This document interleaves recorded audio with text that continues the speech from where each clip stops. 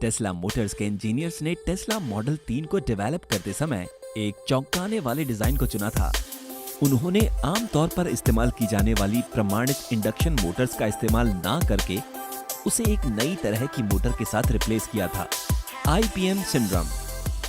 इन मोटरों की डिजाइन पूरी तरह से अलग होती है और इनमें मैग्नेटिक और रिलक्टेंस एक्शन दोनों का इस्तेमाल होता है।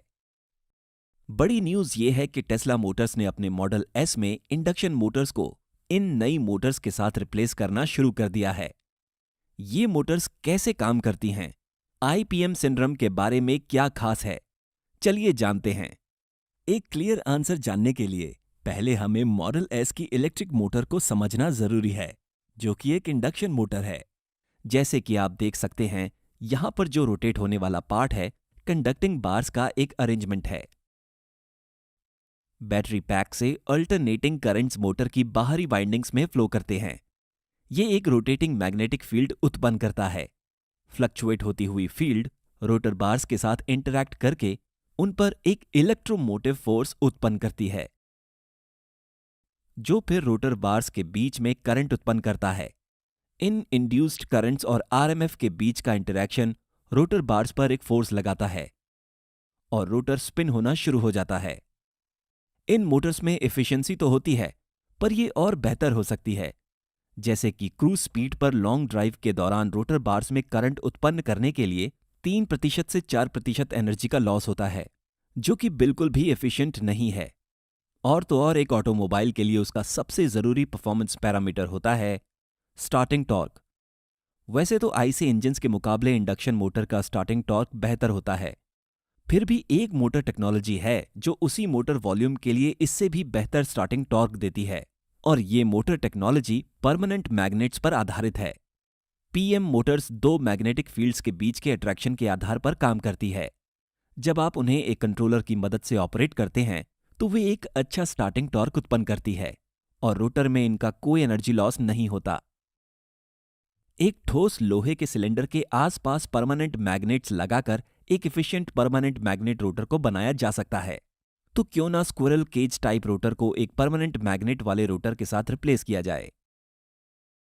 ये 4 परमानेंट मैग्नेट्स एक कंबाइंड मैग्नेटिक फील्ड उत्पन्न करते हैं। आगे समझने के लिए इस कंबाइंड फील्ड के आकार को जानना जरूरी है। थोड़ी सी समझ के साथ इस कंबाइंड मैग्नेटिक फील्ड को इस तरह से प्लॉट किया जा सकता है जैसा दिखाया गया है। अब हमें RMS और कंबाइंड मैग्नेटिक फील्ड के बीच के इंटरैक्शन को समझने की जरूरत है। दो मैग्नेटिक फील्ड्स के बीच के फोर्स इंटरैक्शन को समझना काफी आसान है।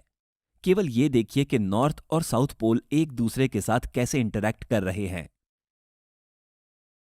इसे आसान बनाने के लिए परमानेंट मैग्नेट द्वारा उत्पन्न की गई मैग्नेटिक फील्ड को छुपा देते हैं और केवल नॉर्थ और साउथ को रखते हैं। अलग अलग पोल्स के बीच के फोर्स इंटरैक्शंस को यहां दिखाया गया है। इस एंगल पर RMF जरूर रोटर पर एक टॉर्क उत्पन्न करता है। अब चलिए RMF को 45 डिग्री रोटेट कर देते हैं। मजेदार बात यह है कि इस एंगल पर रोटर पर सबसे ज्यादा टॉर्क लगता है, क्योंकि अट्रैक्टिव और रिपल्सिव फोर्सेस रोटर के लगभग टेंजेंशियल हैं और ये दोनों एक ही दिशा में टॉर्क उत्पन्न कर रहे हैं। इस साधारण सी बॉल एनालॉजी का इस्तेमाल करके यह स्पष्ट है कि टेंजेंशियल फोर्स क्यों सबसे अधिक टॉर्क उत्पन्न करती है। इसलिए यह आपकी इलेक्ट्रिक कार को स्टार्ट करने का सबसे अच्छा एंगल है। इस एंगल को मेंटेन करके रखना या आगे और एंगल रेगुलेट करना एक स्मार्ट कंट्रोलर का काम है। इस डिजाइन में रोटर में कोई भी इंड्यूस्ड करंट नहीं है, जो इनपुट एनर्जी को कम करता है और इंडक्शन मोटर्स के मुकाबले एफिशिएंसी को बढ़ाता है। ज्यादा स्टार्किंग टॉर्क के साथ साथ PM मोटर्स सिंक्रोनाइज्ड स्पीड पर भी काम करती है, पर परफेक्ट इलेक्ट्रिक मोटर की खोज अभी खत्म नहीं हुई है। एक परमानेंट मैग्नेट मोटर तब तक एक अच्छा टॉर्क उत्पन्न करती है जब आप कार को शुरू करते हैं या पहाड़ पर चढ़ाई चढ़ रहे होते हैं। पर जब कार तेज स्पीड से रोड पर उतर रही होती है तो परमानेंट मैग्नेट मोटर्स का प्रदर्शन बहुत ही खराब होता है, और इसके पीछे का विलन है बैक EMF। परमानेंट मैग्नेट्स की magnetic field lines stator winding के साथ जुड़कर वहां पर एक EMF उत्पन्न करती हैं। इस ईएमएफ को बैक ईएमएफ कहा जाता है, जो कि स्टेटर के सप्लाई वोल्टेज पर एक रिवर्स वोल्टेज है। रोटर की स्पीड जितनी ज्यादा होगी वो उतना ज्यादा बैक ईएमएफ उत्पन्न करेगा। यही वजह है कि हाई स्पीड एप्लीकेशंस पर परमानेंट मोटर्स का प्रदर्शन अच्छा नहीं होता है, और तो और हाई स्ट्रेंथ मैग्नेट्स के कारण मैग्नेटिक एडी करंट्स लॉसेस होते हैं, जो मशीन की हीट को बढ़ाते हैं। चलिए देखते हैं कि हम इस डिजाइन में कैसे थोड़े बदलाव ला सकते हैं ताकि ये हाई स्पीड्स पर भी एफिशिएंसी के साथ काम करे। तेज स्पीड पर ऑपरेट करने के लिए टेस्ला इंजीनियर्स ने लोहे की रिलक्टेंस प्रॉपर्टी का इस्तेमाल किया। किसी भी मीडियम की मैग्नेटिक फील्ड का विरोध करने की काबिलियत या प्रवृत्ति को रिलक्टेंस कहा जाता है। एक लोहे की कील एक परमानेंट मैग्नेट पर रिलक्टेंस फोर्स की वजह से चिपकती है। लोहा मैग्नेटिक फील्ड लाइंस का एक अच्छा कीपर है, पर हवा नहीं है।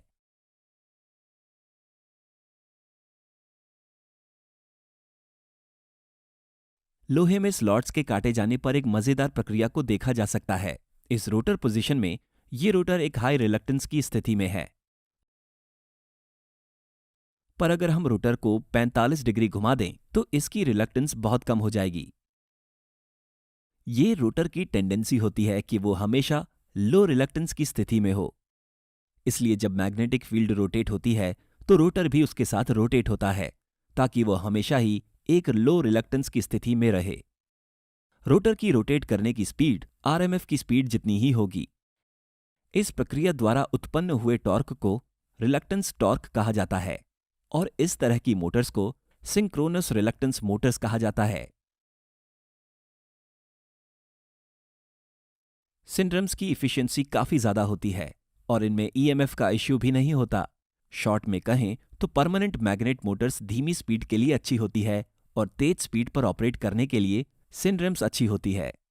अगर हम पहले वाली परमानेंट मैग्नेट मोटर में सिंड्रम टेक्नोलॉजी को इंटीग्रेट कर दें तो ऐसी मोटर किसी भी स्पीड पर अच्छी तरह से काम कर पाएगी, और ये एक ऐसी मोटर होगी जो रिलक्टेंस और परमानेंट मैग्नेट इफेक्ट्स दोनों का ही इस्तेमाल करेगी। हम लोहे के कोर के अंदर सिंड्रम मोटर के स्लॉटेड कट्स में परमानेंट मैग्नेट्स को लगाकर इस डिजाइन इंटीग्रेशन को आसानी से अचीव कर सकते हैं। ये प्लेसमेंट स्टेटर वाइंडिंग पर मैग्नेट के असर को कम करके बैक ईएमएफ को भी कम करता है। ये डिजाइन है internal permanent magnet synchronous reluctance motor या टेस्ला मॉडल 3 मोटर। मैग्नेट्स की रिलेटिव परमिएबिलिटी लगभग हवा के बराबर ही है, इसलिए ये पास होने वाले फील्ड का विरोध करेंगे जैसा पहले हवा ने किया था, और रिलक्टेंस टॉर्क को उत्पन्न करेंगे। इस मोटर को ठीक से समझने के लिए हमें परमानेंट मैग्नेट के अरेंजमेंट द्वारा उत्पन्न की गई रिजल्टेंट मैग्नेटिक फील्ड को ऑब्जर्व करना जरूरी है। FEA software EMWorks 2D SolidWorks के साथ हमारी मदद करेगा। इस अरेंजमेंट द्वारा प्रोड्यूस की गई रिजल्टेंट मैग्नेटिक फील्ड कुछ ऐसी होगी जैसी दिखाई जा रही है। अगर इन मैग्नेट्स को दूरी पर रखा जाता तो हर मैग्नेट की खुद की मैग्नेटिक फील्ड होती, जैसा कि लेफ्ट इमेज में दिखाया गया है। इस रिजल्टेंट फील्ड का इस्तेमाल करके चलिए आगे का एनालिसिस करते हैं।